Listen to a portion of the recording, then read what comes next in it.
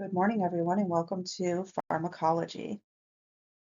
Our objectives for this lecture is to explain what's meant by drug standards, name the first drug law passed in the United States for consumer safety, define schedules of controlled substances, and differentiate between controls 1 through control 5 and their schedules, and contrast the responsibilities of the FDA versus the DEA.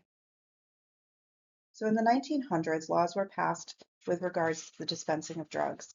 And with that are drug standards to kind of standardize how drugs are made and to make sure that consumers are getting what they pay for.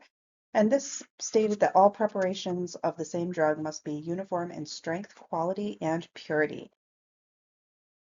The way drugs are prepared, drug companies must not add any other active ingredients or varying amounts of chemicals to the drugs to make theirs stand out among others. And that goes along with the drug standards. That's how they prepare it. And then, of course, with illegal drugs or illicit drugs, there is a lack of drug enforcement, which poses a danger to consumers. There's no controls on the quality, which can lead to death from overdose. There are three major acts that were passed in 1906. You don't necessarily have to know dates on these, but it was the Pure Food and Drug Act. 1938 was the Federal Food, Drug, and Cosmetic Act, and then additionally had amendments in 1951 and 1962. And then in the 1970s was the Controlled Substance Act. And we'll kind of talk about each one of these. So the Pure Food and Drug Act of 1906, this was first established. Consumer protection in drug and food manufacturing requires drugs to meet the minimal standard of strength, purity, and quality, and also demanded labeling for preparations containing any dangerous ingredients. This also was when we established the United States Pharmacopoeia and the National Formulary. In 1938, the Federal Food, Drug, and Cosmetic Act, with its amendments, was FDA established under the Department of Health and Human Services. Now, this established more regulations for preventing any kind of tampering with drugs, food, or cosmetics, and also declaring that warning labels must be present on certain preparations. Some of the things you might see on drugs today may cause drowsiness, may cause nervousness, may be habit forming, etc. Some of the standards that fall under the Federal Food, Drug, and Cosmetic Act are that all labels must be accurate and include a list of all the active and inactive ingredients. New products must be approved by the FDA before public release. Warning labels must be present on certain preparations. Certain drugs must be labeled with the legend inscription. Caution, federal law prohibits dispensing without a prescription. And that's in quotes. Thus, the term legend drug refers to such preparations. So a legend drug is a drug that is prescribed. The Act also designated which drugs can be sold without a prescription. Prescription and non-prescription drugs must be shown to be effective as well as safe. And then in 1972, which was the latest amendment, the National Drug Code Directory was established. This provided the FDA with a list of drugs manufactured for commercial distribution. Each drug is identified by an NDC number made up of 3 parts. So the first part is five numbers and identifies the manufacturer. The second part is 4 numbers and it identifies the drug. And the third part is 2 digits and that identifies the package size. For example, 00406 would be the manufacturer identification code, -0123, that would be identifying the drug itself, and then 0-01, the third part of the 2 digits identifies the package size.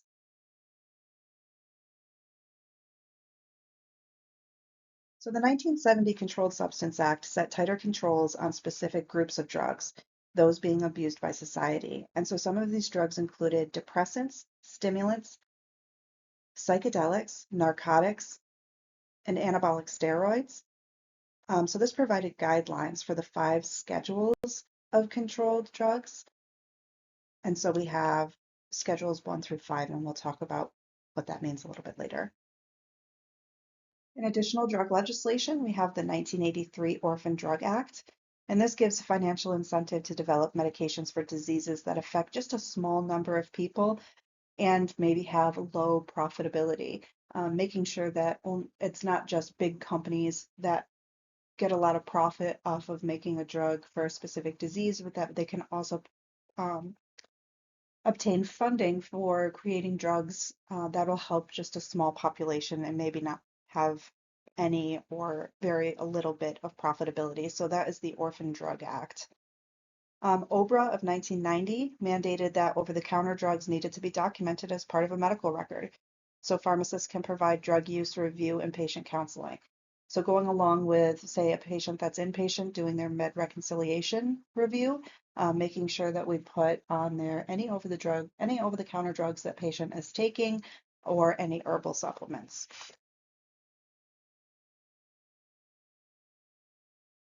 Now we're going to talk a minute about the FDA, the Federal Drug Administration, and what do they do? So they oversee testing on all proposed new drugs before they're released on the US market. They're inspecting plants where foods, drugs, medical devices, or cosmetics are made. Reviewing new drug applications and petitions for food additives, they investigate and remove unsafe drugs from the market, and they ensure proper labeling of food, cosmetics, and drugs.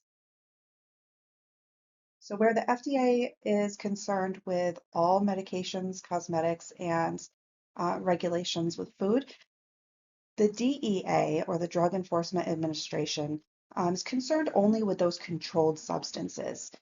So they enforce laws against drug activities, including illegal drug use, dealing, and manufacturing of these kinds of drugs.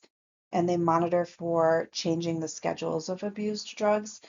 So we have the schedules 1 through 5, and we'll talk about those a little bit later. But different medications fall into each one of those schedules, and they're all controlled medications. Let's take a minute to talk about different routes of medication administration. So probably the most common medication route used is oral, and there's also sublingual and buccal. Oral medications include tablets, capsules, soft gels, liquids. These are classified as enteral medications. Their rates of absorption will differ from client to client. This route requires that clients be able to swallow as well. Sublingual and buccal, sublingual medications are administered under the tongue. There's some large vessels under there, which can rapidly absorb some of the medication, making it work faster.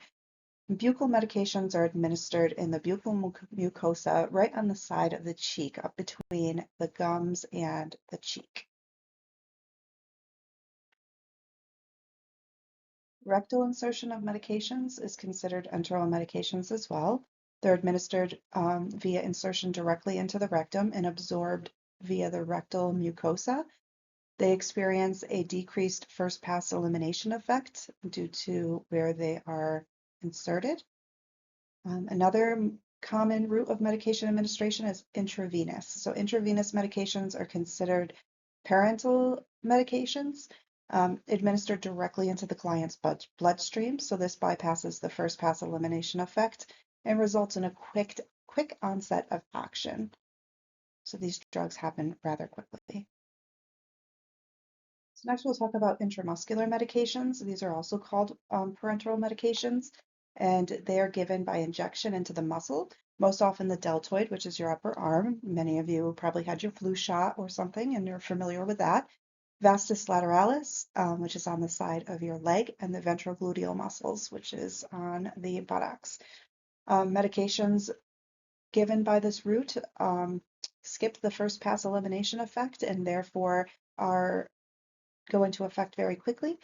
Disadvantages of this route can be painful administration, the potential for complications like hematomas, or even hitting a peripheral nerve and having some peripheral nerve injuries. Next, we'll talk about inhalation and otic administration. So inhaled medications are delivered directly to the client's respiratory tract, and this results in a fast rate of absorption and also skips the first pass elimination effect, so they work rather quickly. These could be some of your MDIs, which is what's in the picture here, that metered dose inhaler, along with a spacer chamber is what they're using. Something like albuterol, Ventolin would be used for that. Otic medications are a type of topical medication administered directly into the ear canal. So you always want to verify if the otic medication is classified as ototoxic prior to administration. Ototoxic medications should only be administered in clients who have an intact tympanic membrane. So you want to make sure that they don't have a hole in their eardrum. Ophthalmic medications are topical medications administered to the subconjunctiva of the eye. So pulling down that eyelid and administering right into the pink tissue there. Um, Common forms of this kind of medication would be either a drop or an ointment. The next one, transdermal. So transdermal medications are administered topically to the client's skin. This also bypasses first pass elimination effect. They work rather quickly. And this could be anything from a lidoderm patch to um, nitro patches or nitro ointment. Nasal medications are administered right into the nasal cavity. This also bypasses the first elimination effect. They work rather quickly, fast absorption due to the permeability of the nasal mucosa. So think of things like Afrin or other nasal decongestants sprays. Um, so commonly these are either sprays or drops. And then there's vaginal medication insertion, and this also bypasses the first pass elimination effect. Some of these could be antifungal creams or um, labor and delivery medications, like for dilating a cervix and things like that. And they work very quickly. So some adverse drug reaction monitoring, we're looking for any allergic reactions, idiosyncratic drug reactions, like things that are just out of the ordinary, and making sure we provide client education, informations to include different approaches to teaching. Evaluation of client understanding would be getting them to give you that verbal information back, that teach back to you. So this is just looking for any unwanted or unintended effects that occurs at a therapeutic dose. They can range from anything minor, such as diarrhea, to life-threatening, like anaphylaxis. Um, these can be related to the dosage of the medication or be medication specific, can be a cause of medication errors. This could be allergic reactions. So it's important to make sure that these are communicated to the healthcare team. Any known medical allergies are communicated and recorded.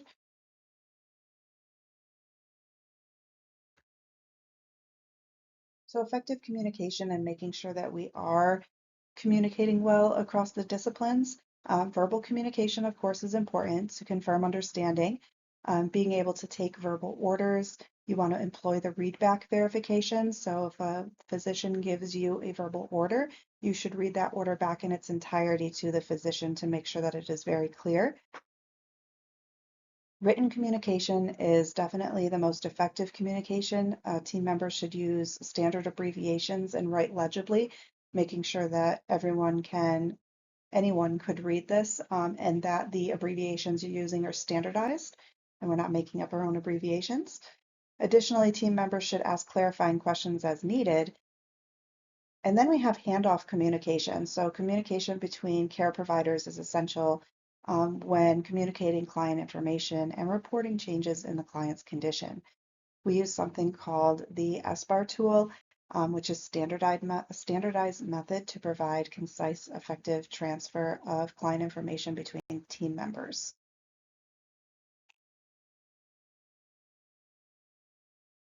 So prioritization with medication tasks, being prepared for inevitable interruptions, whether it's by the patient or by family members or other staff members on the floor. Um, we must decide in emergency situations what needs to be prioritized, and then also be able to prioritize our medication administration by their timing. So if they are PRN medications versus scheduled medications or a stat one-time medication order. So priority frameworks we can use, ABCs, which stands for airway, breathing, and circulation. Certainly, we decide, if something is affecting the airway, that takes highest priority, making sure that patient has an airway so they can breathe, which is the next priority. And then circulation, making sure we can get that oxygenated blood circulating around the body. And then there's Maslow's hierarchy of needs. And so that's a pyramid um, kind of example where we base our prioritization based on people's needs. Some ways we can improve medication safety and prevent errors is computerized provider order entry. So the doctor putting their orders in through the computer so they're not handwritten and transcribed. Barcode administration, having barcodes on everything so that we can scan them, and that's really helps with preventing errors, making sure that medication's for that patient. Having standardized protocols and applying the rights of medication administration for error reduction. Now we're going to talk about some legal, ethical, and cultural considerations. So I'd like to talk now about the DEA drug schedules. We've mentioned this a few times already, but now I'd like to go into what they mean. So we're talking about the schedules of drugs, schedules 1 through 5. Now there's two key considerations for what a schedule each substance belongs to, and that's whether it has an acceptable medical use and whether the drug has a potential for dependency. So Schedule 1 drugs, they are considered to have no medical purpose, but a high misuse potential. And in this category is heroin, and it used to actually be cannabis up until very recently has been rescheduled. And we'll talk about that in a second. So Schedule 2 drugs, they have a high potential for misuse, but they do have a medical purpose when they're used as prescribed, such as cocaine, fentanyl, and stimulants that are prescribed to enhance concentration.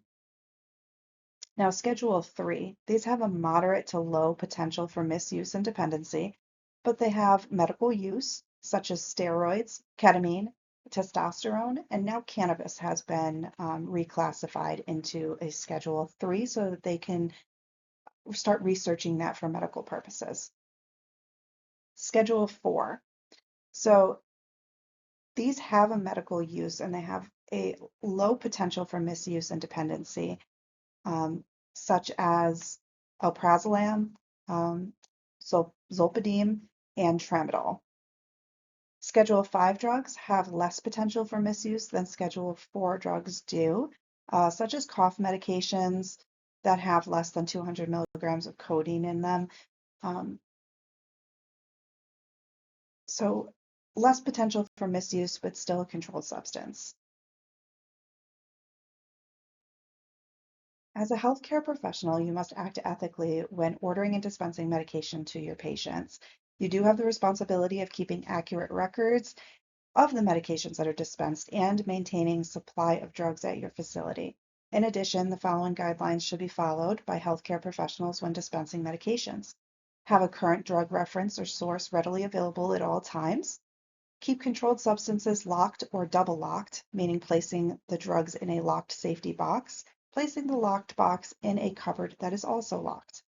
Conceal and secure any prescription pads at your office, clinic, or facility. They should also be in a medroom or locked up. Keep accurate records of each controlled substance that is administered, received, or destroyed at your facility, and keep those records for at least 2 years. If you take out a controlled substance and you go to administer that to a patient and they refuse it, if you go and now waste that medication, you have to have a second person sign off with you so that you have accurate records of medications that are being destroyed as well. Additionally, you'll be responsible for keeping up to date with current news of activities of the FDA and DEA. Local pharmacists are great resources. You want to establish a working rapport with them. If you work in an office, maintain a professional rapport with the pharmaceutical representatives who are leaving drug samples there. Now, while establishing a professional rapport with pharmaceutical representatives is important, it's equally important to be aware of ethical dilemmas that may occur when you are given gifts, rewards, or compensation in any way for prescribing a certain medication. There's something called the Sunshine Act, And the Sunshine Act requires reporting on compensation and gifts paid to physicians by any pharmaceutical representatives. Talking about different sources of drugs. So synthetic manufacturing, genetic engineering, and advanced technology has opened the door for in-depth research and experiments, bringing forward effective and safe drugs and the ability to treat illnesses and discover cures for medical treatment or medical problems. Research led to the use of substances from animals as effective drugs. Substances lacking in the human body can be replaced with similar substances obtained from the glands, organs, and tissues of animals.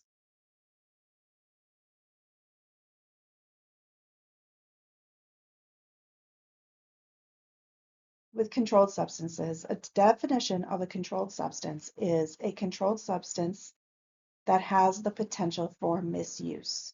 Okay, so any medication that has the potential for misuse, for a high potential of misuse, will be considered a controlled substance. Factors considered when determining the drug status. Providers must apply for DEA registration number before they can provide any controlled substances. So they have to have that DEA registration number in order to prescribe controlled substances.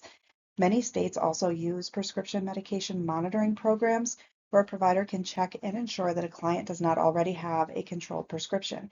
And these vary from state to state. Massachusetts is one of the states that is able to use this prescription monitoring program.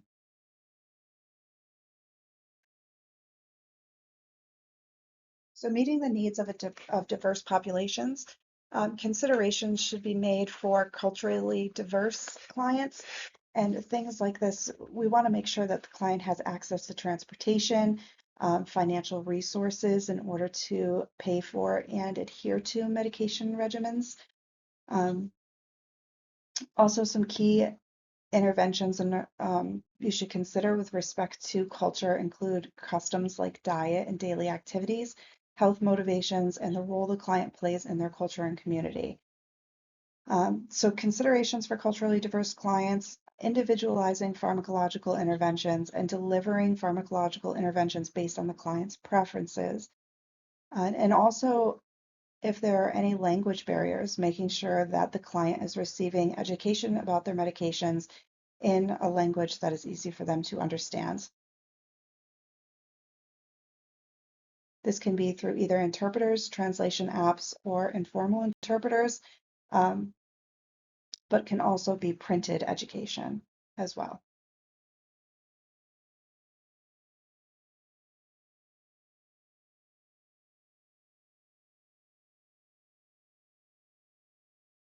I want to take a few minutes to talk about complementary and alternative medicines.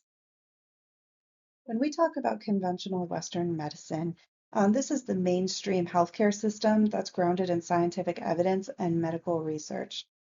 Okay, so this approach emphasizes data and typically uses pharmaceuticals, surgical procedures, modern medical technologies to diagnose, treat, and prevent a wide array of diseases. Complementary alternative medicine, or CAM, refers to a group of diverse medical and healthcare systems, therapies, modalities, and products like herbal medicines that are not typically considered part of conventional Western medicine. This emphasizes holistic care, natural healing, and often incorporating traditional knowledge and practices and less common on medical technology, modern technology, and data-driven interventions. Some important concepts about complementary alternative medicines are: one, the importance of mind-body connection; two, the use of natural products, foods, and herbs that are thought to support health; and three, the use of healing products that are traditionally associated with non-Western medications such as acupuncture. Some examples of alternative medicines would be massage, acupuncture, meditation, aromatherapy, Reiki, Ayurveda, Tai Chi, herbal medicine, and yoga. So alternative medicine is a diverse range of practices unified by core principles and prioritization of holistic care, emphasizing the body's natural capacity for healing and the intricate connection between physical, mental, and emotional health. So complementary medicine aims to support conventional Western medicine by managing manifestations, alleviating side effects, and improving quality of life. One of the guiding principles for complementary therapies is to recognize the physical, mental, and social needs of the client while understanding that health is not defined merely by the absence of disease. Then there's integrative medicine. Integrative medicine is used to provide individual care that blends the best of both complementary medicine and conventional Western medicine into a cohesive treatment plan.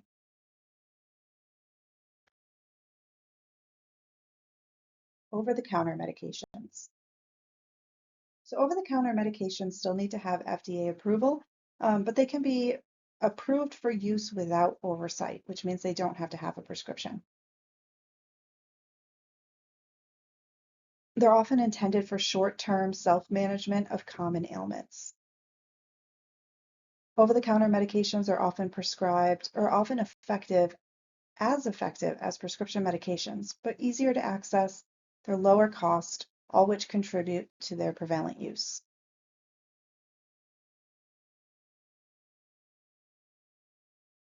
Antacids, so we'll talk about some of the common over-the-counter medications. Antacids are used for temporary treatment of mild heartburn and indigestion. They also have therapeutic applications for conditions in which the GI mucosa is more chronically exposed to acid, such as GERD. Active ingredients or commonly available antacid products are calcium carbonate, we know that's in Tums, aluminum hydroxate, magnesium hydroxate, sodium bicarb. Side effects differ depending on the active ingredients. So clients that are taking antacids after absorption of the medications, therefore they should be taken at least 1 hour apart from any other medications.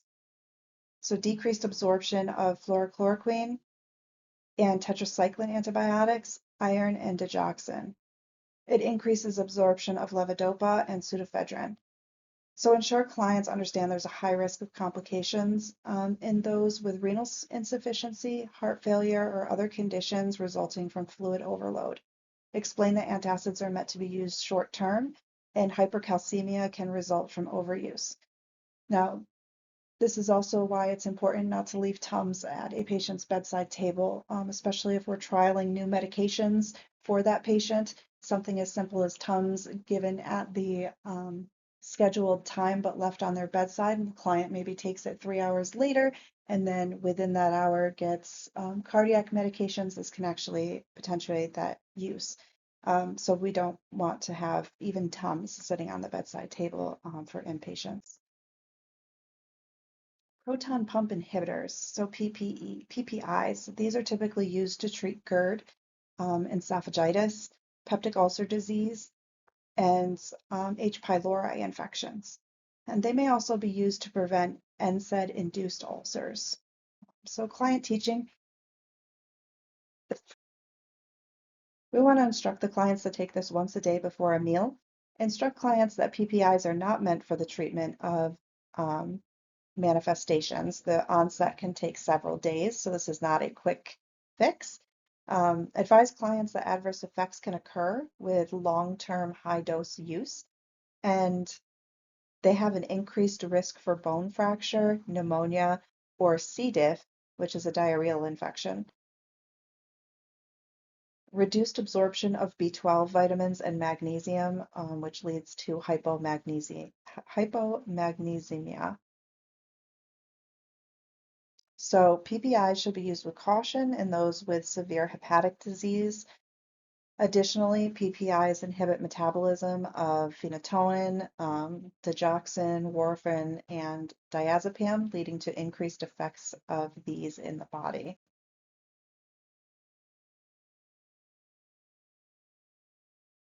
All right, so commonly used medications also include laxatives, which are used to prevent or treat constipation. They're also used for bowel evacuation prior to surgery or diagnostic procedures like colonoscopies. So several over-the-counter laxatives are available. Things like Miralax, Senna, magnesium-containing laxatives are like stool softeners. There's Metamucil, Dulcolax. So laxatives should not be given to clients who have obstruction of the GI tract or who have unexplained abdominal pain. Excessive use of these laxatives can also cause dehydration. Over-the-counter laxatives are generally used short-term.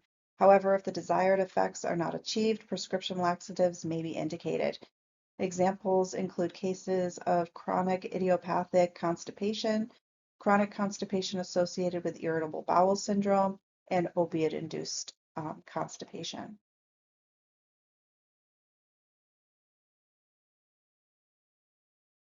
Other common over-the-counter medications are antidiarrheals. They are used to treat the frequencies of stools. They're commonly taken to treat traveler's diarrhea and diarrhea associated with irritable bowel syndrome. Some examples that might be familiar to you would be Imodium and Pepto-Bismol. We want to educate the clients about the side effects of these medications, not to drive until they know their response to the medications. Um, let's see, some other things. Instructing the clients to stop taking over-the-counter antidiarrheal agents if they don't have improvement within 2 days or they get worse. Um, Sometimes potential complications with these medications, if they're taken in excess, can produce opioid toxicity if taken in excessive amounts because their body's not purging what they need to. They can also cause some arrhythmias, sudden death when taken in higher doses, and Pepto-Bismol can actually cause like an aspirin toxicity, and there's also a risk of Reye syndrome with that if taken in children. So sometimes people don't realize if they're taking things too frequently, if they're taking them in high amounts, of the impact that that can have on the body because over-the-counter medications generally are considered safe by the general public. Next, we have antihistamines. So these can be used to treat allergies, itching, motion sickness. Um, the antihistamines reduce secretion of acid in the stomach, are used to treat peptic ulcers, GERD, gastroenteritis, um, and heartburn. So examples of some of the H1 blockers, which are used for uh, allergies and motion sickness, would be Benadryl, Claritin, Zyrtec, the H2 blockers, which are used for the peptic ulcers, GERD, gastritis, and heartburn, would be something like famotidine, which is Pepcid, or Tagamet. So those are some medications that are used. Client education teaching, we want to make sure that we educate the clients not to drink alcohol or take any other CNS depressants while taking an antihistamine. Explain that they may be present in other over-the-counter medications, which could lead to double dosing. Something like Tylenol PM has Benadryl in it. And so if someone doesn't realize that and they take Tylenol PM and Benadryl, they could end up having too much of that. Inform clients that they should consult their healthcare provider before taking these medications if they're pregnant, planning to become pregnant, or breastfeeding. Cough medications are another one of the most commonly over-the-counter available medications. They're used to inhibit the cough reflex in the brainstem. Okay, the most common medication is dexamorphan, which has a potential for misuse. Those would be medications you see like Mucinex DM, that's what that stands for. There's an increased risk for CNS depression. Um, should not be combined with alcohol or any other medications that can cause sedation. Serotonin syndrome can occur in clients taking these kinds of cough medicines. Um, Comparison with prescription medications. So prescription formulations include local anesthetics and opiates. They can cause significant adverse reactions and have increased risk for misuse. Cough expectorants. These medications are used to thin respiratory secretions, making them easier to clear. This would be something like Mucinex. Or, so we want to instruct the client to maintain adequate daily hydration, like 2 to 3 liters a day, to promote mucus loosening action of this medication. Advise clients to avoid concurrent use of alcohol or other CNS depressants medications. Explain to clients that they need to review drug labels if taking more than one medication for cough or cold. Um, Prescription formulations include potassium iodide, and they may be used to treat chronic lung conditions such as bronchitis, emphysema, and asthma. Other over-the-counter medications like emollients. These medications are used to prevent and treat dry skin conditions and diaper rash, protect minor cuts, scrapes, and burns on the skin. Usually these come in a barrier cream. Um, Explain that moisturizers are most effective when applied right after a bath or shower. For diaper rash, apply with each diaper change. Explain that stinging or contact dermatitis may occur. Um, Prescription formulations usually have fewer preservatives and fragrances, making them a good choice for clients who have more serious conditions or sensitive skin. Topical corticosteroids. Um, These are usually used to relieve manifestations of skin conditions like itching, inflammation, dermatitis, eczema, psoriasis. So examples might be a low potency hydrocortisone. Um, we want to advise clients on proper application. So measuring out dosage using one fingertip to apply to clean skin. Explain possible complications with long-term use of high doses. So these include cataract, glaucoma, decreased growth rate, hypertension, hyperglycemia, adrenal suppression, and skin changes.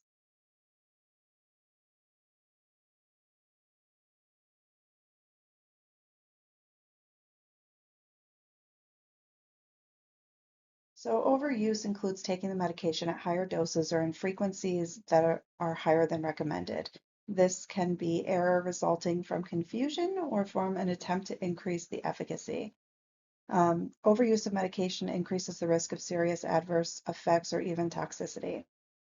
So appropriate use includes using medication for the wrong indication, using more than the one over-the-counter product with the same active ingredient, or using medications that have drug interactions with one another. This is usually from lack of awareness, which is part of the danger of over-the-counter products. This can also occur if the client is intentionally using a medication for a purpose or in a manner other than approved indication of the medication, like using laxatives to promote weight loss or to achieve a high. Inappropriate use increases the risk for physical harm. Talking now about some vitamins and minerals. Some key things to remember, fat-soluble vitamins, these are A, DEC, E, D, E, and K. These are vitamins that are absorbed in the gut. They are fat soluble. So if someone's having a lot of diarrhea or excess vomiting, they may be deficient in A, D, E, or K. Water soluble vitamins are not stored in the body to any significant extent, so they need to be consumed regularly to maintain a proper diet. So our key water soluble vitamins are vitamins B and vitamins C. So vitamin B helps with energy production, and vitamin C plays a crucial role in immune response, collagen production, iron absorption, and skin health. So fat soluble A, D, E, and K, water solubles, vitamins B and C. Just talking about some of our minerals um, that are essential nutrients that the body needs in relatively large amounts at a right balance to function properly. So these major minerals are calcium, phosphorus, magnesium, sodium, potassium, and chloride. Um, Trace minerals are needed in small amounts in order for the body to function correctly. So key trace minerals are iron, zinc, copper, selenium, iodine, manganese, fluoride, and chromium.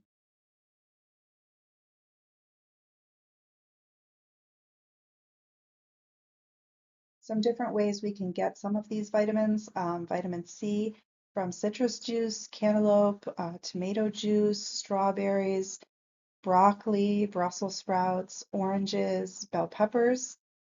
Vitamin D comes from sunlight for the most part, but can also be um,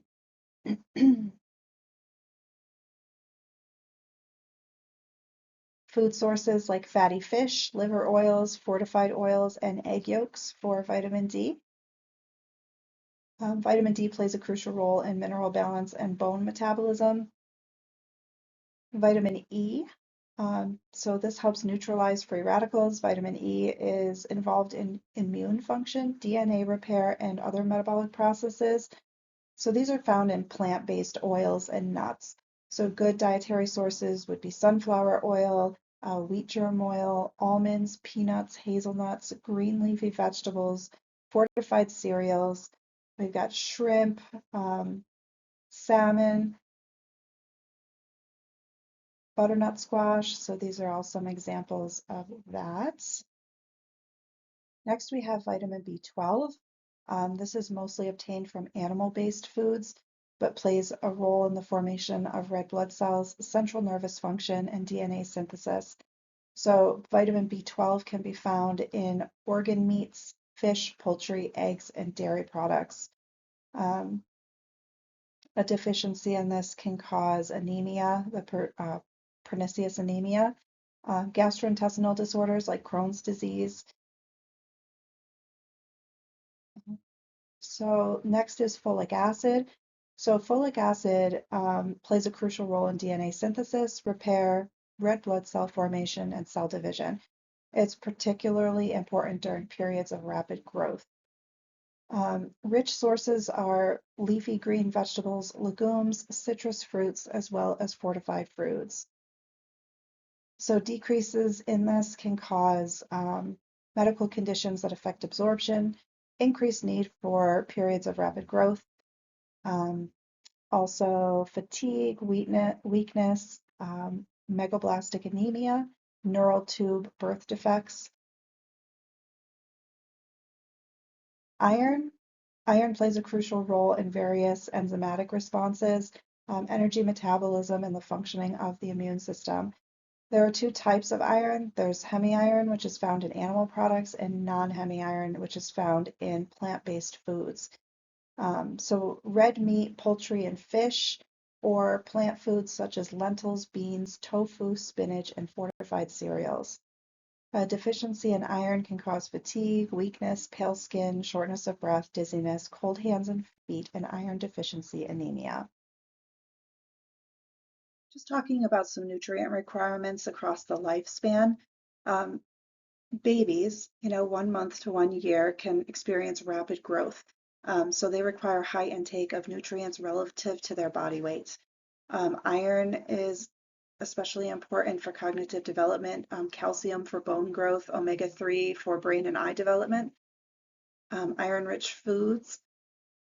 In our toddler years, toddlers require a balanced diet that includes fruit, vegetables, whole grains, and dairy. Iron, calcium, vitamin A and C are crucial for continued growth and development. Our preschoolers, calcium and vitamin D are essential for bone health, while iron supports energy levels and cognitive development. School-age children up to year 12, nutritional needs increase due to rapid growth spurts and increased physical activity. So protein intake is important for muscle development, while calcium and vitamin D are vital for bone growth.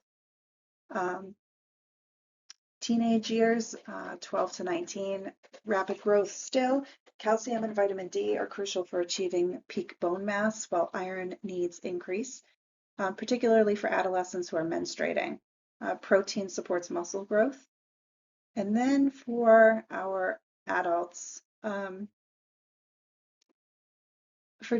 disease prevention, adequate intake of vitamins and minerals is crucial to reduce the risk of chronic diseases. Sufficient protein intake is essential for maintaining muscle mass. Hydration helps with confusion, urinary tract infections, and kidney stones. And adequate B12 helps prevent cognitive decline and neuropathy. Any hormone changes, calcium and vitamin are important in postmenopausal clients. Omega-3 fatty acids promote cardiovascular health and reduce the risk of breast and prostate cancers. Always taking into consideration our clients' chronic disease conditions, things like gastrointestinal disorders, bariatric surgery, cancer, and renal disease can all affect how nutrients are absorbed, often requiring specialized diet or supplementation to compensate for malabsorption.